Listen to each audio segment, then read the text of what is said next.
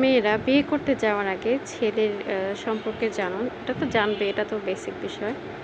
ছেলের বাসায় কোনো বোন আছে কিনা এই বিষয়টা নিয়ে অবশ্যই খোঁজ নেবেন। দেখা যায় আমাদের টিপিক্যাল শাশুড়িরা যতটুকু খারাপ হয়, মানে খারাপ ভালোও হয়, অবশ্যই ভালো হয়, কিন্তু একটু খারাপই বেশি রেশিওটা।